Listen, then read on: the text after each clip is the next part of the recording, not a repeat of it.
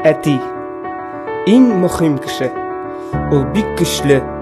Шулай да баласына карата ул бик игътибарлы. Тирә-юньдә тормыш бик кырыс булга карамастан, ул баласына карата бик йомшак. Әти дөнья турында кызыклы мәгълүматлар сөйли ала. Ул бик күп белә. Әти һәр вакыт синең иң яхшы кеше булуыңны, үзеннән өстә булуыңны тели. Әти әни тыйган нәрсәләрне дә рөхсәт итә. Аның белән бер кайчан да күңелсез булмый.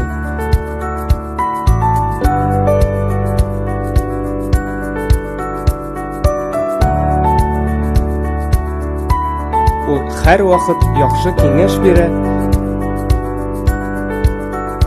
Әти тормыш мизгелләренең кадерен белә.